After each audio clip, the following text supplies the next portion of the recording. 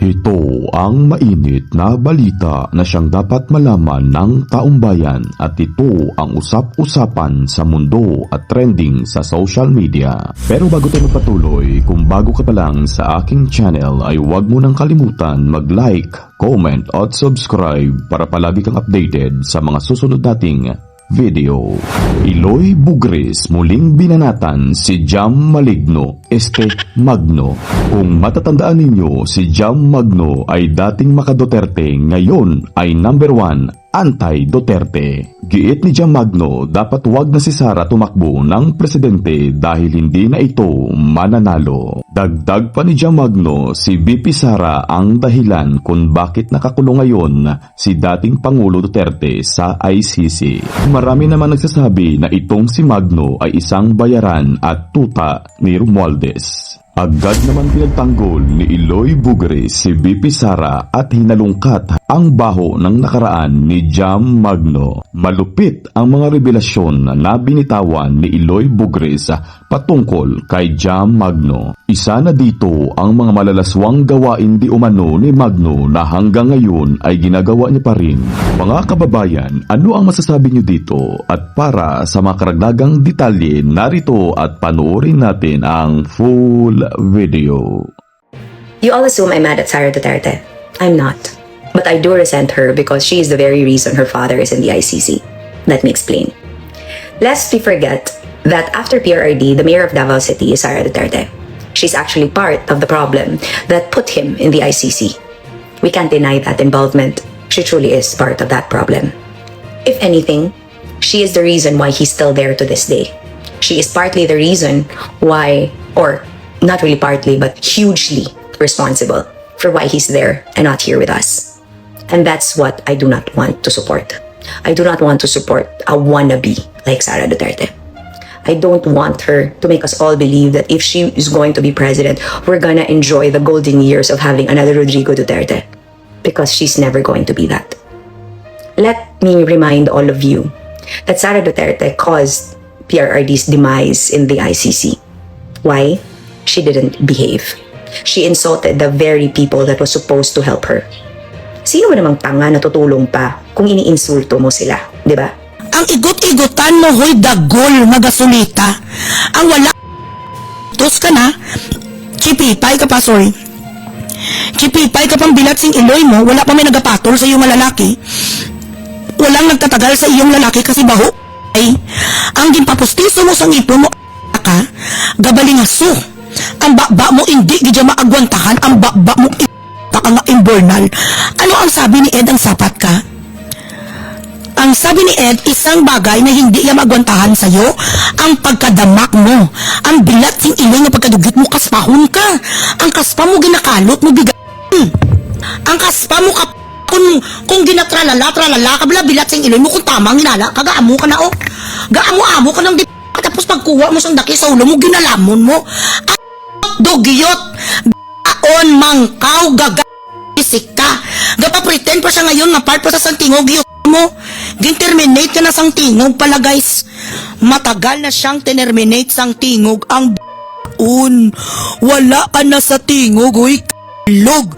Ano sabi sang taga-tingog sa akin? Ayaw namin sa kanya kasi napaka-nonsensya kag napaka-ingay niya. Napaka-ingay niya sa social media. Hindi yon Eloy, hindi man tayo, magkasalungat man tayo, sabi sa mga ilang members ha. Magkasalungat man tayo, Eloy, sa mga bagay-bagay sa politika. Pero hindi na nasa part namin, kaya please lang Eloy, wag mong damayin ang tingog. Dahil wala na siya ngayon, gin-terminate, sinipa na siya namin. Sabi sang tingog, hoy, dagol on, Jessica Ann Mangkaw, adapted ka. Ang nanay mong bilat sing Eloy ka ay isang hamak na labandira. Ang itsura sang anak mo nga si Tunya ang do ingrun. Manang-mana sa'yo pa ang patayuya kang itsura mo nga daw lamok. Nagsaot-saot ang anak sa stage, let's get loud, bilat sing Eloy, 4 years old pa rin ka. Ang hinahanap na sang anak niya, manang-mana ang anak mo talaga sa'yo sa nyak mo, kawawa sang bata. Dapat talaga ang DSWD. Shout out dyan. Kung totoo na ang DSWD, may mga concern kayo sa mga bata na walang father figure, kunin nyo ni ang anak ni sang na si Mangkaw. Araw-araw, gabi-gabi ang siya ato to sa sabar, hindi nyo nakikita? Kanino niya iniwanan ng anak niya bilat sing Iloy, mag-isa lang doon? Ang anak niya daw ginapusas, siya lang para hindi lumabas sa bahay, gaiyak nga iyak ang kanyang anak. Ang anak ni Jessica Mangkaw, tinuturuan na manood sa mga paano magpa-amuni sa klase sang nanay. One thing, bakit sa iniwanan ni Ed maliban sa mabaho ang kanyang kag mabaho ang bunganga sa bilat sing Iloy ni she been teaching her child with a bad habit. Yon ang rason kung bakit nasusuka sa'yo si Ed. Sabi ni Ed, ang bilat sing Iloy ka sa isang linggo, 2 bisis ka lang napaligo. Duwa-duwahan pa kay ang ginaalagaan mo ang mga daki mo kag ang mga kaspa. Kung wala ganing prituhon na pagkain ginaamoy ng kaspay tapos ginahamal sang ngayon, sabi sang puting magnanakaw nga may qualified theft, gusto niyang nakawin ang mga lupa nga para sa mga angkol kag mga auntie si kapatid sang Iloy mo nga si Sitang, kapatid sang nanay mo nga si Primian nga may kirido man noon. Si Primian Mangkaw, kahit nag-asawahay na ni sila ni Tito Carlo na kanyang asawa, ngayon gapinakot ng Iloy mo, i-repeat na naman natin ang history. Kasi nag-umpisa ka na naman kay BP Sara, ang nanay mo nga si Primi Mangkaw, habang kasado sa kinikilala mo kuno nga tatay mo si Carlo, ay wala ya si Carlo, dugo sa imo. But I think ang nagpabuntis sa kanilang nabandira ang niya nga angkol. Yon ang istorya sa nga si Maligno. Bago ka magsabi ang bilat sing Iloy mo nga tarda kiwi ay ang putay ni Maligno gaamo na sobra mo kasang sang iba-iba nga. Makinig ka dito sa akin, ang anak mo 5 years old pa lang na, 6 years old pa lang, marunong na ang anak mo bilat sing Iloy ka magpitiminis ang iya kaluluoy sang bata iya nga si Juan nga si Tunya. Marunong na ang anak iya sa kung mga ano-ano nga kabastusan kasi nakikita nga kung paano ang nga nanay magluglog sang tubang bilat sing Iloy si Daraog. Ang rason kung bakit lumayas si Ed, nilayasan na sa maliban sa mabaho ang lingasaw nga daw isda, baho-baho ang baba mo, nagabuga ka bilat sing Iloy, sumpa ang baba mo mari, ito'y magnog. So ngayon, ang sinabi yan na naman, magputi lang kano ang kanyang kwan, maputi lang ang iya singit kasi nagngita naman sa naganap na naman sa sang rason. Ay, amo ng mga rason sa adiktos, hindi pagid kano hindi pa rin mag-bright si Sara, bilat sing Iloy mo, makontes ka kay Sara Duterte, yun ang supercalifragilisticexpialidocious. Ano ang titulo mo?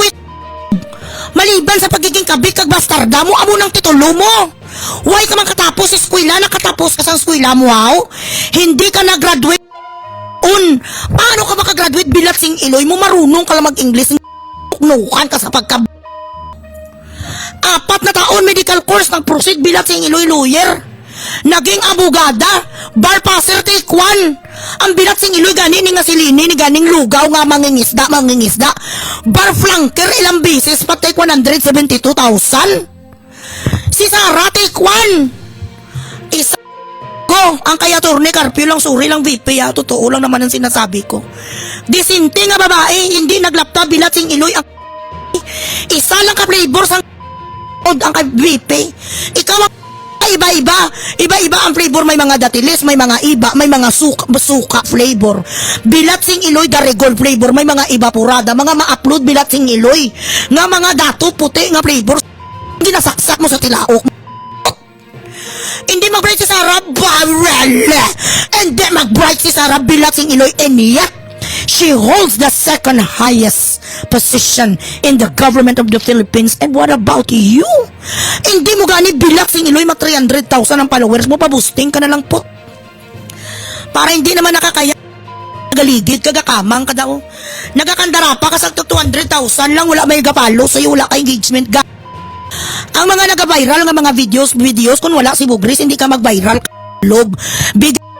Walang pag-asa nga pumuti ang iyong igot-igotan ang singit mo. Hindi na makuha sa muriatic acid, hindi na makuha kahit pa pagdasalan ka doon sa Batikan. Kahit pa bilat sing Iloy kakasun ang tanan mo nga panit liyapon, hindi magputi. Pag ganun sa panit mo nga totoo, kasi ang totoo mo naman talagang kulay ang iyo di puta, kaitim nga sinasabi puti ka.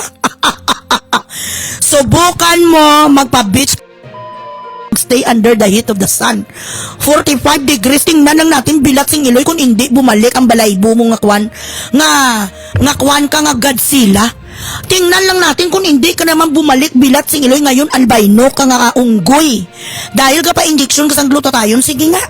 Mag-sunbathing ka bastar may bastabit. Tingnan natin kung hindi ka naman bumalik ang bilat sing Iloy mo kay Chikae. Sige be. Hindi mag-bright si Sarah. Question na si Lini to na you know what her argument all the time is moot and kaput. Look at you. Gapang arkila ka sa balay hanggang ngayon, ang bilat sing Iloy ka. Look at you, wala ka pamilya, ang anak mo lumulaki nga hindi mo mabigyan sang disinting nga pamilya ang anak mo nga si Tunya kay biga. You are an example of a beat mother. Ganon ka. Ikumpara mo, bilat sing Iloy, you di po. Doon nag-compare sang diamante kag tubol. Wala ko parison. Galit ka. Galit na galit ka kay VP Sara dahil hindi kanya binigyan sang anything. Hindi kanya binigyan sang anything nung nanalo. Ambisyosa sa mag-press sa sekretary. Sino kukuha sa press secretary? Ka? Ma-press secretary ka bilat sing Iloy mo kirida kag background check ka na day. Sang grupo ni Sara hindi ka pwedeng kunin. Kay pala nakaw meron ka sa mga pending nga mga kaso. Ngayon gani o kahit anong nga iyak nyo kay Kwan, kay Romaldo, sino nag-file sa'yo? Sang cyber libel, bilat sing Iloy. Hindi gani masulbar ni Romaldes nga gapapretend nga dato sa Pilipinas. Hindi ka no. Ang singit mo, original nga kulay, itim naman talaga. Kahit palihapon mo yung ganito, yan ang part na hindi mo talaga mapaputi kasi original skin mo yan eh. Grabe gid ang dumot. Iba-iba ang tanok mo gabi-gabi. Iba-iba nga flavor. Pati gani kulboy. Sabi sa akin sa asawa, sang kulboy, nakalimutan ko lang ang pangalan. Ma'am, tingnan mo, ginakabul-habol ang asawa ko nga batcho dancer. Sabi sa babae, ano to pangalan niya man? Nakalimutan ko. Ma'am, tingnan mo, inag-away kami ng asawa ko kasi gin-post niya. Niyaya niya ang asawa ko na sumama sa kanyang bahay dahil daw she feels alone for the night. Desperada ang bilat sing Iloy, tawagin mo mga kasama mo sa Going Bulilit.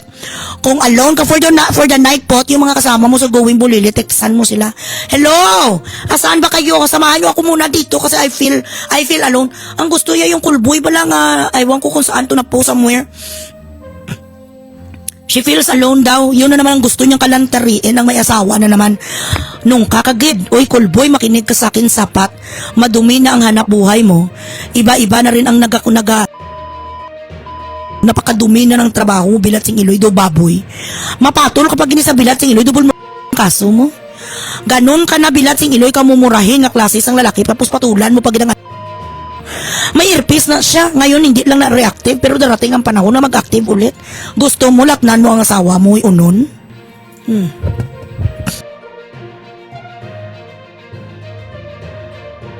Maraming salamat sa inyong walang sawang panonood. Kung meron kayong komento at suwestyon, mag-comment lang kayo sa comment section. Para sa mas marami pang video na katulad nito, huwag kalimutan mag-subscribe sa channel na ito. As always, maraming salamat sa inyo and goodbye.